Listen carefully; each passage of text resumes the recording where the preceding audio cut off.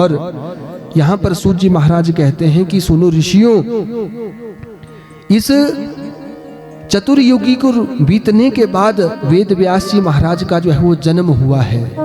और वेद व्यास जी की कथा जो है वो समास विधि से बताई गई है भागवत में कि मत्स्यगंधा के गर्भ से जो है इनका जन्म हुआ और एक द्वीप में ये वेद व्यास जी महाराज पैदा हुए थे। इनका रंग जो है वो काला था, इसलिए इनका नाम जो है वो एक कृष्ण भी पड़ा।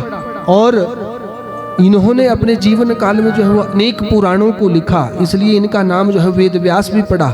और द्वीप में पैदा होने के कारण इनका नाम जो है वो कृष्ण द्वैपायन वेद व्यास भी पड़ा है। बोलो सच्चिदानंद भगवान ने की। ये वेद व्यास जी महाराज अपने जीवन काल में जो है वो बहुत बड़े ज्ञानी हुए। इन्होंने अनेक पुराणों की रचना की, 6 शास्त्रों का निर्माण किया और 17 पुराणों की रचना की। 17 पुराणों के बाद 6 शास्त्रों की रचना की, 6 शास्त्रों के बाद 108 उपनिषदों को लिखा। परंतु एक दिन ये वेद व्यास जी महाराज जो है वो सरस्वती नदी के तट के किनारे बैठे हैं और वहां पर सूत जी कह रहे हैं कि ऋषियों, आज उन वेद व्यास जी के सामने जो है वो नारद जी महाराज का जो है वो आगमन होता है। बोलो सच्चिदानंद भगवान ने की। द्वापरे समनु प्राप्ते तृतीये युग परयये जाता पराशराद योगी वासव्याम कलया हरे। आज वो वेद व्यास जी महाराज उस द्वापर के अंत के समय में उस सरस्वती नदी के तट के किनारे बैठे हैं और आज उनका मुख जो है वो मलिन सा है। ऐसा लग रहा है ना जाने इनका जो धन था वो सब कुछ जो है वो छीन लिया गया है। नारद जी महाराज का आगमन हुआ। नारद जी को वेद व्यास जी महाराज ने प्रणाम किया और कहा कि महाराज, आप इतने विद्वान होकर के भी ऐसा अपना सा मुंह लेकर के इस नदी के किनारे बैठे हैं। नारद जी महाराज ने संबोधन किया कि वेद व्यास जी महाराज, देखो आप कोई साधारण व्यक्ति नहीं है। आपके पास जो है वो विद्या का बल है और विद्या का बल जो है वो सबसे बड़ा बल होता है। ज्ञान का बल जो है वो सबसे बड़ा बल होता है। और आप इतने ज्ञानी होकर के भी क्या आपको इतना ज्ञान नहीं है कि अपना मुख जो है वो ऐसा मलिन नहीं रखते हैं? ये तो गृहस्थियों की तरह जो है वो आपने स्थिति बना करके रखी है। नारद जी महाराज ने पूछा कि आपके इस मुख मलिन का कारण क्या है? तो आज वेद व्यास जी महाराज कहते हैं कि महाराज, मैंने अपने जीवन में जो है वो अनेक पुराणों को लिखा, शास्त्रों को लिखा, उपनिषदों को लिखा, परंतु मुझे शांति नहीं मिली। शांति नहीं मिली तो अब मैं ये विचार करता रहता हूँ कि मैं क्या करूँ, कहाँ जाऊँ, ऐसा मैं क्या लिखूं जिससे मेरी आत्मा जो है वो संतुष्ट हो जाए। नारद जी महाराज ने कहा, वेद व्यास जी महाराज, आपको जो है अपनी आत्मा की संतुष्टि के लिए कोई ग्रंथ जो है वो लिखना पड़ेगा। और जब तक तुम अपनी आत्मा को संतुष्ट नहीं करोगे तब तक तुम्हें परमात्मा की प्राप्ति भी नहीं हो सकती है। आज तक तुमने जो लिखा वो सब जो साहित्य ही साहित्य लिख दिया, परंतु लिखा, परंतु वो केवल और केवल अपनी ज्ञान की दृष्टि से लिखा। अपने हृदय से जो है वो आपने आज तक कोई पुराण नहीं लिखा। इसलिए काम करो, आत्मा परख कोई ग्रंथ लिखो। जब तक तुम अपनी आत्मा की संतुष्टि के लिए कोई पुराण लिख नहीं लोगे तब तक तुम्हारे ऊपर परमात्मा की कृपा नहीं होगी। अरे भगवान ऐसे कृपा नहीं किया करते हैं। यहाँ पर नारद जी महाराज ने अपनी पूर्व जन्म की जो है वो कथा को सुनाया है। अहम पुरादित भवे भवम मुने दास्यास्तु कस्याश्चन वेदवादिना निरूपितो बालक एव योगिना शुश्रूषणे पावृषिः निर्विवक्षिता। यहाँ पर नारद जी महाराज ने वेद व्यास जी को समझाया कि देखो, भगवान की प्राप्ति ऐसे संभव नहीं है। भगवान की प्राप्ति के लिए अनेक जन्म लेने पड़ते हैं, तब जाकर के जो है वो भगवान की प्राप्ति होती है। और मैं अपने विषय में तुम्हें बताऊं तो मैं पूर्व जन्म में जो है एक दासी का बेटा था। जब मैं माता के गर्भ में था तो उसी समय मेरे पिता का जो है वो देहावसान हो गया था। अब घर में अन्न का दाना भी खाने के लिए नहीं होता था, परंतु मेरी माता ने जो है वो गांव के सभी लोगों के घर में जाकर के जो है वो क्या किया, बर्तन धोए, उनकी अनेक प्रकार से सेवा की और सेवा करने के बाद मेरा पालन पोषण किया। जिस गांव में हम रहा करते थे, एक बार वहां पर चातुर्मास करने के लिए जो है वो बहुत सारे ऋषिगण आए, और जब ऋषिगण आए तो उन्होंने क्या किया, उन्होंने अनेक प्रकार के यज्ञ करना जो है वो आरंभ किया। ये आषाढ़ मास से जो है वो ये आरंभ होता है ये चातुर्मास, और बताया जाता है कि उस समय ये नदियां जो होती है हमारी ये रजस्वला स्थिति में होती है, तो ये ऋषि मुनि लोग विचार करते हैं कि हम उन नदियों को पार नहीं करेंगे, इसलिए वो 4 महीने तक एक जगह में बैठ करके जो है वो भगवान का भजन करते हैं। और इसी कामना से ये ऋषिगण जो है वो पहुंचे हैं कहां पर, नारद जी बता रहे हैं, वेद व्यास जी, जहां पर मैं अपनी मां के साथ रहा करता था। और ये ऋषिगण आकर के अनेक प्रकार के हवन यजन करते हैं, और दिन के समय में जो है वो सबको कथा सुनाते हैं। कथा सुनाते हुए एक दिन सब गांव वालों से पूछा ऋषिगणों ने कि देखो महाराज, आपके इस गांव में जो है वो सब लोग कथा श्रवण करने के लिए आते हैं, जितने भी गांव के लोग बने हुए हैं यहाँ पर। तो गांव वाले जो है वो एक दूसरे का मुख देखने लगे, और एक गांव के मुखिया ने कह दिया, महाराज वैसे तो सब लोग जो है वो सत्संग करने के लिए आते हैं, परंतु एक ऐसी दासी है जो हमारे घर में जो है वो सेवा करती रहती है, वो बर्तन धोती रहती है, वो नहीं आ पाती है यहाँ पर कथा श्रवण करने के लिए। मुनियों ने निर्देश दिए कि देखो कल से जो है वो उसको भी कथा श्रवण करने के लिए लाना। और महाराज ऐसी कथा सुनाई नारद जी महाराज ने वेद व्यास जी को कि अगले दिन मैं भी अपनी माँ के साथ जो है वो कथा श्रवण करने के लिए पांडाल में पहुंच गया। और जैसे पुराण के पास जो है वो कभी खाली नहीं जाना चाहिए, कुछ पत्र पुष्प जो है वो अर्पित करने चाहिए। पुराने समय में तो ऐसी परिपाटियां थी कि कुछ ना कुछ जो है वो अन्न के रूप में भी छोड़ दिया करते थे, फल जो है वो छोड़ा करते थे, फूल छोड़ा करते थे। परंतु आज ये दासी मन में विचार कर रही है कि मेरे पास तो ऐसा भी कोई साधन नहीं है कि मैं क्या उन भगवान को, उन ऋषि मुनियों को अर्पित करूंगी। तो आज जब पंक्ति में आशीर्वाद लेने आई तो अंत में कुछ और नहीं सूझा, अपने पुत्र को ही उन ऋषि मुनियों को अर्पित कर दिया है। जब ऋषि मुनियों को अर्पित किया तो वो ऋषि मुनि सब हैरान हो गए कि अरे देवी ये क्या कर रही हो। जब उस देवी के ऐसे भाव देखे तो उन ऋषियों ने कहा कि हम तुम्हारे पुत्र को स्वीकार करते हैं, जब तक हम यहाँ पर रहेंगे तब तक ये तुम्हारा पुत्र हमारे पास रहेगा, परंतु जब हम यहाँ से जाएंगे तब तुमने इसे अपने पास ले जाना। क्यों? क्योंकि जब तक तुम्हारे साथ ये तुम्हारा बेटा नहीं रहेगा, अपने धर्म का पालन नहीं करेगा, तब तक हम इसे अपने साथ नहीं ले जा सकते हैं। नारद जी महाराज अपने विषय में बता रहे हैं, अपने पूर्व जन्म के विषय में बता रहे हैं।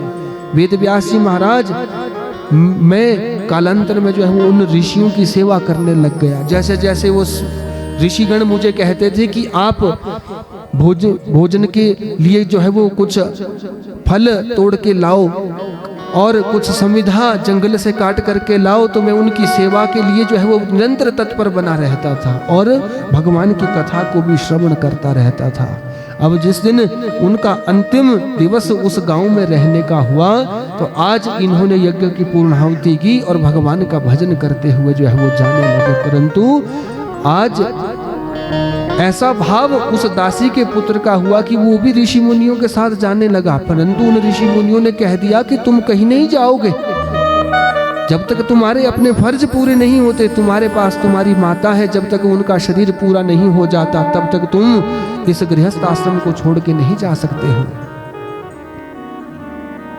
नारद जी महाराज कहते हैं कि वेद व्यास जी महाराज, मैंने उसी समय ऋषियों के चरणों में जो है वो अपनी हाजिरी लगा दी और चरणों में पड़ गया और मैंने एक ही प्रार्थना की कि यदि आप मुझे अपने साथ नहीं ले जा सकते तो आप मुझे कोई मंत्र प्रदान करें जिससे मैं भगवान का भजन कर सकूं। तो यहाँ पर ऋषि मुनियों ने उन दासी के पुत्र को जो है मंत्र प्रदान किया है, ओम नमो भगवती तुभ्यं वासुदेवाय धीमहि प्रद्युम्नाय निरुद्धाय नमः संकर्षणाय च। ऐसा मंत्र प्रदान किया, कहा बेटा इसका जाप करते रहना, कालांतर में भगवान तेरे ऊपर कृपा करेंगे।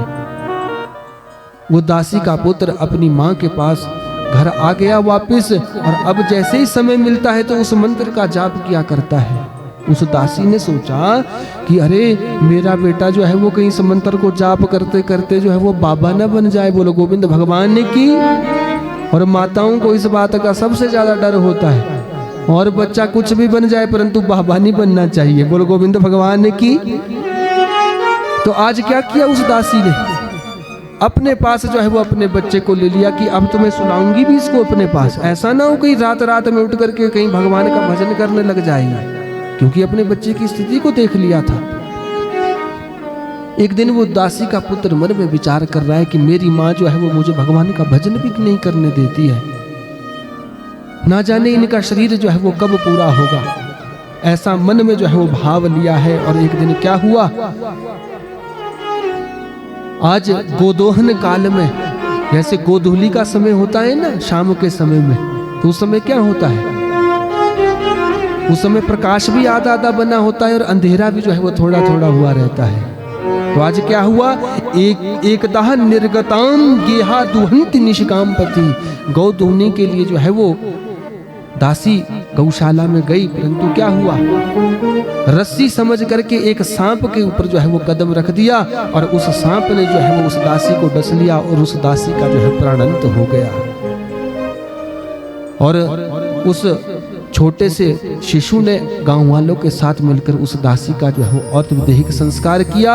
अब नारद जी कहते हैं कि मैं अपने पूर्व जन्म में उस भगवान के नाम को लेने के लिए जो है वो जंगल में चला गया, उस उत्तर दिशा में चला गया जहां पर भगवान का भजन हो रहा था। और मैं जब वहां गया तो मैंने अनेक हजारों वर्षों तक जो है वो भगवान की तपस्या की, मंत्र का जाप किया, परंतु उस मंत्र के जाप के कारण केवल एक लक्षण मेरे हृदय में प्रकट हुआ। और वो क्या लक्षण हुआ कि भगवान की एक सुंदर सी झांकी जो है हृदय में थोड़ी सी देर के लिए जो है विराजमान हुई, परंतु जैसे ही वो झांकी निकली तो आज मैं व्यथित हो गया। तो भगवान ने क्या कहा, उसी समय कह दिया कि देखो पुत्र, अभी तो ये सृष्टि जो है वो खत्म हो जाएगी, क्योंकि परमात्मा इस सृष्टि को करते हैं और परमात्मा इस सृष्टि को जो है वो खत्म करते हैं। तो ऐसा कहा परमात्मा ने कि जब मैं अपनी इस सारी सृष्टि को खत्म कर दूंगा, प्रलय की स्थिति को कर दूंगा, तो उसके बाद तुम ब्रह्मा जी के जो है वो 10वें पुत्र के रूप में प्रकट होंगे और सदैव जो है मेरा मंत्र जाप जो है वो किया करोगे। नारद जी महाराज कहते हैं कि वेद व्यास, मैं फिर अगले जन्म में जो है वो ब्रह्मा जी के 10 पुत्रों में से एक पुत्र के रूप में प्रकट हुआ, और वो 9 तो ऋषि हुए, उन 9 का जो है विवाह हो गया।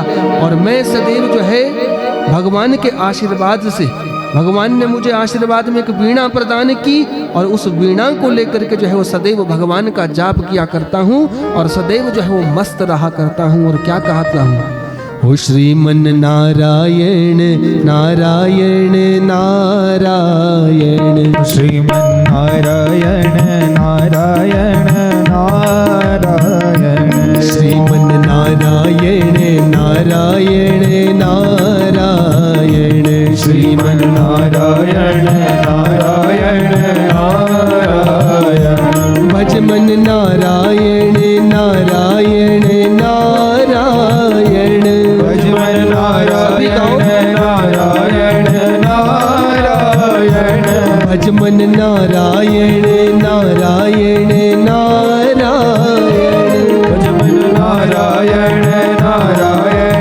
नारायण, श्रीमन नारायण नारायण नारायण, श्रीमन नारायण सभी गाओ, नारायण, बोल नारायण भगवान की जय हो।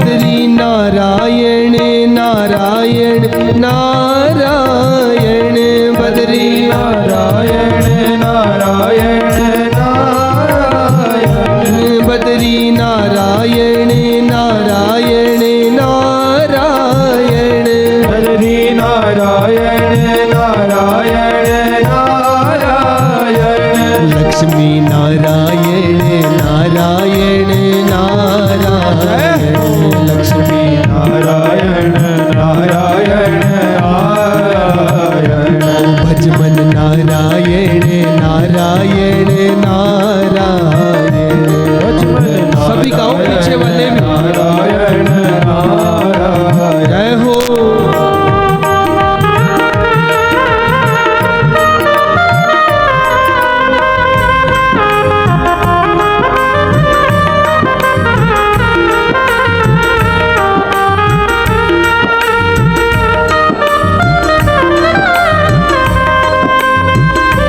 काली सेवा करते हुए जय हो।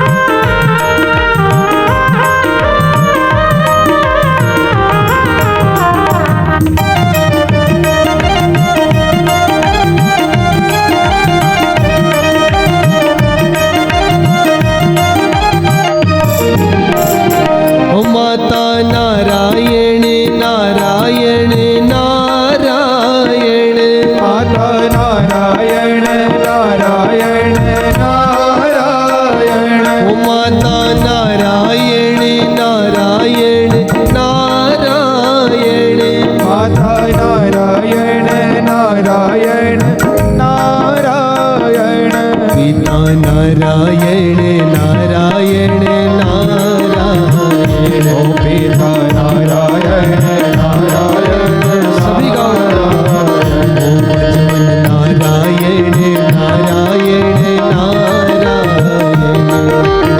नारायण नारायण नारायण लक्ष्मी नारायण नारायण नारायण लक्ष्मी नारायण नारायण नारायण राम नारायण नारायण नारायण राम नारायण नारायण नारायण मन नारायण नारायण नारायण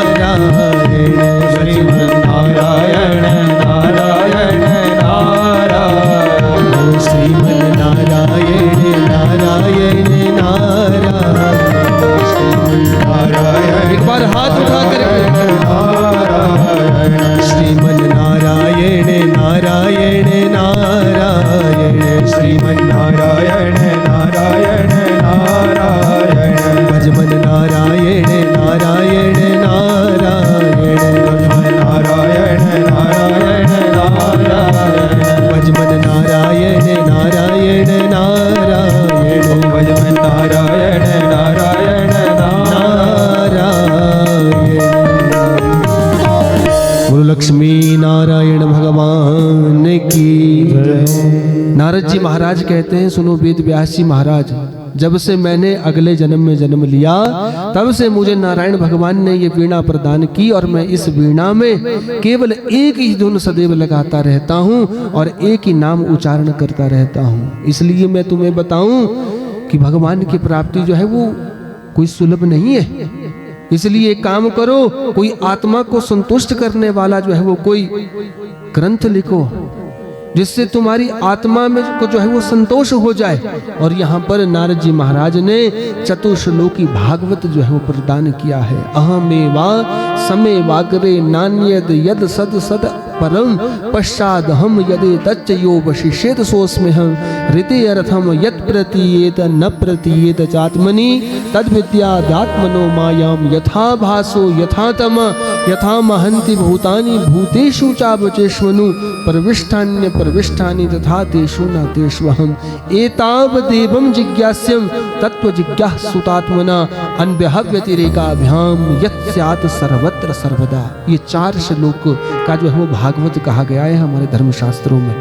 और इस चतुश्लोकी भागवत को प्रदान किया और प्रदान करने के बाद कहा कि देखो ये मैंने तुम्हें भगवान के द्वारा ये मुझे दिया गया है, और आप इसी भागवत को कोई सुंदर ग्रंथ के रूप में जो है निर्माण करो। अब वेद व्यास जी ने अपनी बुद्धि के अनुसार इसी 4 श्लोक से जो है वो 18,000 श्लोकों का ये दिव्य ग्रंथ बना दिया। बोलो भागवत भगवान ने की। जब भागवत का ग्रंथ तो बना दिया, परंतु अब एक दिन और ये वेद व्यास जी महाराज जो है वो कहाँ बैठे हैं? ये बैठे हैं उस नदी के किनारे में, और दोबारा से जो है वो नारद जी का आगमन हुआ। अरे महाराज, आपने तो सुंदर, अब तो भगवान का जो है वो ग्रंथ भी लिख दिया, परंतु अभी तक भी आपकी आत्मा संतुष्ट नहीं हुई। परंतु यहाँ पर वेद व्यास जी महाराज ने बताया कि मेरी आत्मा तो संतुष्ट हो गई, परंतु महाराज अब मैं ये विचार कर रहा हूँ कि जो मैंने विद्या ये ग्रहण की, जो मैंने ये ग्रंथ लिखे, इसका कोई अच्छा शिष्य भी मिले, मुझे कोई पात्र भी मिले जिससे मैं इसे पढ़ा सकूं। परंतु विचार किया कि देखो, सबसे पहले पिता की संपत्ति का अधिकारी जो है वो बेटा होता है। और वेद व्यास जी महाराज का बेटा कौन था?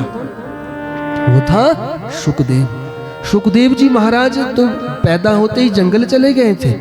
इसी बात के कारण जो है वो वेद व्यास जी अपना मुख मलिन कर करके जो है वो बैठे हैं कि मैं इस विद्या को किसे पढ़ाऊं, जिसमें भगवान की अनेक लीलाओं के बारे में बताया गया है। और 4 श्लोकों से मैंने 18,000 सुंदर श्लोकों का ये ग्रंथ तो बना दिया, पर उसे पढ़ाऊं किसे? इसी कारण से आज जो है वो फिर से मुख मलिन करके बैठे हैं। नारद जी महाराज ने कहा कि देखो, अभी जो शिष्य तुम्हारे पास वर्तमान में बने हुए हैं, उनको कोई ऐसे सुंदर सुंदर श्लोक सुनाओ जो उन्हें जाकर के जो है वो जंगल में सुनाए। क्यों? क्योंकि जंगल में यदि तुम्हारा बेटा उन श्लोकों को सुनेगा तो ना जाने उसके हृदय में जो है वो इस ग्रंथ के प्रति प्रेम जागृत हो जाए। तो आज वेद व्यास जी महाराज ने भी क्या किया? नारद जी के कहने के अनुसार सुंदर सुंदर श्लोक जो है वो याद करवाए उन शिष्यों को, और कहा कि देखो, जंगल में कहीं ना कहीं वो हमारा बेटा शुकदेव जो है भगवान का ध्यान कर रहा होगा, निर्गुण ब्रह्म का, परंतु तुमने जाकर के जो है इस भागवत के सुंदर श्लोकों का गुणगान करना। और आज भागवत में बड़ा सुंदर श्लोक गाया गया है, और ऐसा ग्रंथकार, ऐसे शास्त्र, ऐसे विद्वान लोग कहते हैं कि भागवत का ये सबसे सुंदर श्लोक जो है वो गाया है। और क्या कहा? बरहा पीड़म नटवर वपुः कर्णयोः कर्णिकारम् बिभ्रदवासः कनककपिशं वैजयन्तीं च मालां रन्ध्रान् वेणुरधरसुधया पूरयन् गोपवृन्दैर्वृन्दारण्यं स्वपदरमणं प्राविशद गीतकीर्तिः। ये भागवत का बड़ा सुंदर श्लोक उन छोटे छोटे शिष्यों को याद करवाया वेद व्यास जी महाराज ने, और उन शिष्यों ने क्या किया? जंगल में जो है वो इस श्लोक को गुनगाने लगे। और जब इस श्लोक को गाने लगे तो उस जंगल में जो है वो सुखदेव जी महाराज ने इस श्लोक को श्रवण कर लिया। इस श्लोक में भगवान कृष्ण के बारे में बताया गया है कि वो भगवान कृष्ण कैसे हैं।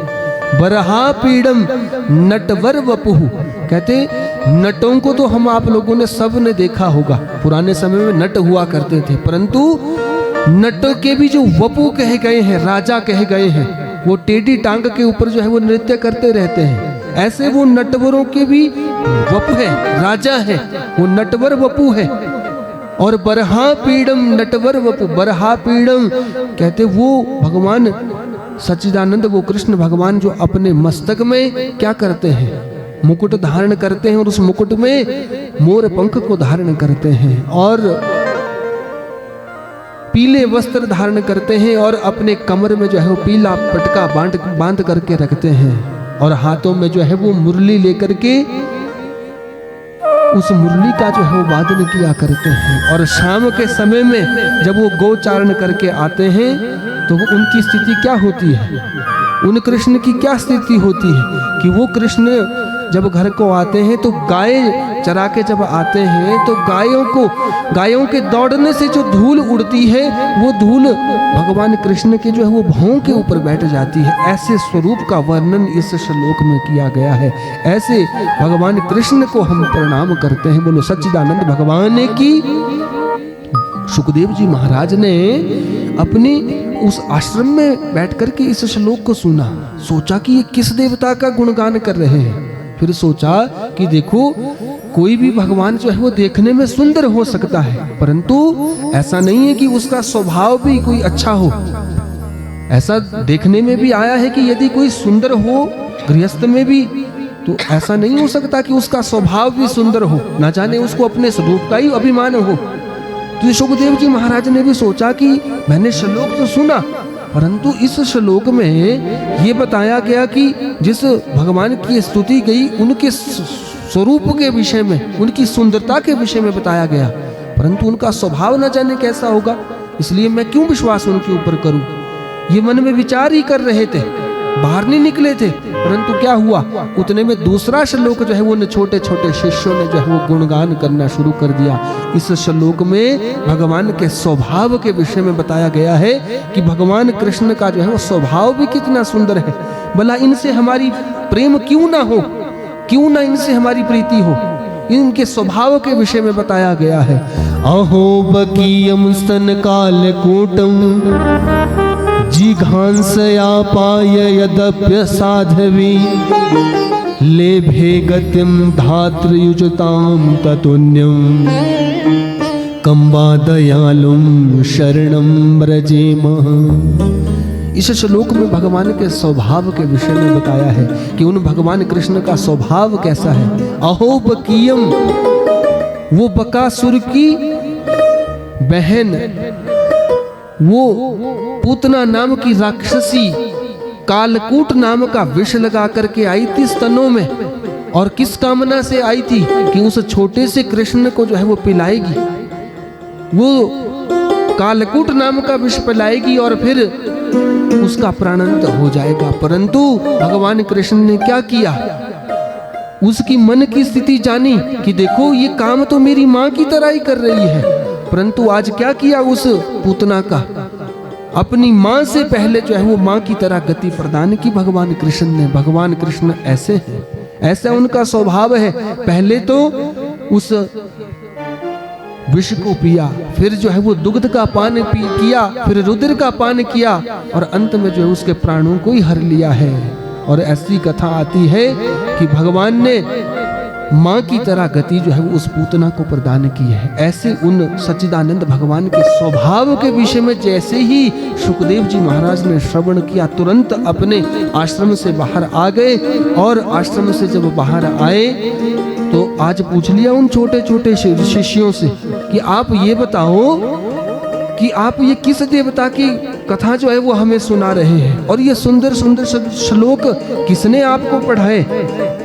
तो उन शिष्यों ने कहा, महाराज हमारे सद्गुरुदेव महाराज है, उन्होंने हमें इन श्लोकों को सुनाया है, और उनके पास भगवान सच्चिदानंद के ऐसे ऐसे कोई एक और दो श्लोक नहीं है, 18,000 श्लोकों का दिव्य ग्रंथ है। यदि आप श्रवण करना चाहते हैं, पढ़ना चाहते हैं, तो तुरंत आप हमारे साथ चल पड़े। आज सुखदेव जी ने कुछ सोचा नहीं और तुरंत जो है आज वेद व्यास जी के पास पहुंच गए हैं, और यहाँ पर संगोपंग विधि से जो है वो भागवत का अध्ययन करने लग गए हैं। और अब ये सुखदेव जी महाराज अध्ययन करेंगे कब तक, कल ठीक 1 बजे तक। बोलो गोविंद भगवान की। तब तक हम कथा को विराम लेंगे, और कल की कथा जो है वो 1 बजे गाई जाएगी। आज आए हुए जितने भी श्रोता समुदाय, आपके क्षेत्र के जीतराम शर्मा जी हमारे गुरुतुल्य, अभी इनके बेटी के यहाँ हमें कथा करने का सौभाग्य प्राप्त हुआ था कुछ दिन पहले, तो वो भी कथा में आए हैं और हमें आशीर्वाद देने पहुँचे हैं। व्यासपीठ इनका भी बहुत बहुत स्वागत करती है, और अनेक गणमान्य व्यक्ति यहाँ पर जो भी हमारे यजमान जी के अतिथि रूप में आए हैं, सबका व्यासपीठ जो है वो बारंबार स्वागत करती है। सभी के लिए व्यासपीठ से यही आशीर्वाद है कि वंशे सदैव भवताम हरि भक्ति रस्तु, सबके कुल की वृद्धि हो, वंश की वृद्धि हो और हरि भक्त जो है वो आपके घर में पैदा होते रहें, जो सनातन की ध्वजा को जो है वो लहरा सके। जिस कामना के साथ हमारे यजमान जी श्रद्धार भाव से इस यज्ञ को कर रहे हैं, उन दिवंगत आत्मा को परमपिता के चरणों में सदा सर्वदा के लिए निवास मिले, इसी कामना के साथ एक धुन लगाएंगे और फिर अपनी वाणी को विराम देंगे। बोलो गोविंद भगवान की। भगवान का नाम एक क्या है? मुकुंद। मुकुंद नाम इन भगवान कृष्ण का है जो मोक्ष प्रदान करते हैं। तो ऐसे उन मुकुंद भगवान का नाम सुमिरन करते हुए फिर आरती में जो है वो प्रवेश करेंगे। बोलो सच्चिदानंद भगवान की। मुकुंद माधव गोविंद बोले, मुकुंद माधव गोविंद बोल, केशव माधव हरि हरि बोल। सभी गाएंगे पीछे गोविंद मुकुंद माधव गोविंद बोल, मुकुंद माधव गोविंद बोल, केशव माधव हरि हरि बोल। केशव माधव पीछे वाले हरि हरि बोल।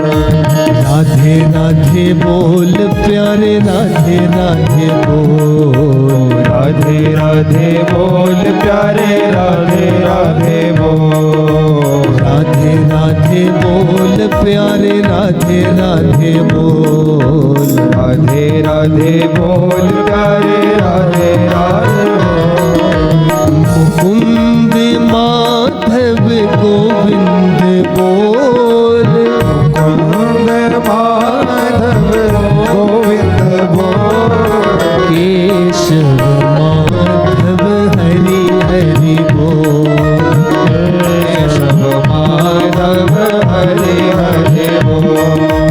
नारायण बोल प्यारे, नारायण बोल, नारायण बोल प्यारे, नारायण बोल। नारायण बोल प्यारे, नारायण बोल, नारायण बोल प्यारे, नारायण बोल। मुकुंद माधव गोविंद बोल, मुकुंद माधव गोविंद बोल, केशव माधव हरि हरि बोल, केशव माधव हरि हरि बोल। शिव शिव बोल प्यारे, सदा शिव बोल, शिव शिव सभी बोलो। बोल प्यारे, सदा शिव बोल। शिव शिव बोल प्यारे, सदा शिव बोल, शिव शिव बोल प्यारे, सदा शिव बोल। मुकुंद माधव गोविंद बोल, मुकुंद माधव गोविंद बोल, केशव माधव हरि हरि बोल। एक बार सभी हाथ उठाएंगे। हरि हरि बोल। ओ नारायण बोल प्यारे, नारायण बोल, नारायण बोल प्यारे, नारायण बोल। ओ राम राम बोल प्यारे, राम राम बोल, राम राम बोल प्यारे, राम राम बोल। ओ मुकुंद माधव गोविंद बोल, मुकुंद माधव गोविंद बोल, केशव माधव हरि हरि बोल, केशव माधव हरि हरि बोल, हरि हरि बोल, हरि हरि बोल। राधे राधे बोल, राधे राधे बोल, ओ राम राम बोल, राम राम बोल। ओ शिव शिव बोल, शिव शिव बोल, ओ सदा शिव बोल, सदा शिव बोल सच्चिदानंद भगवान की जय हो। भागवत भगवान की जय हो। चिकड़ेश्वर महाराज की जय हो। जगदम्बा मैया की जय हो। तारा मैया की जय हो। भगवती मैया की जय हो। दिवंगत आत्मा की जय हो। आज के आनंद की जय हो। उमापति महादेव की जय हो।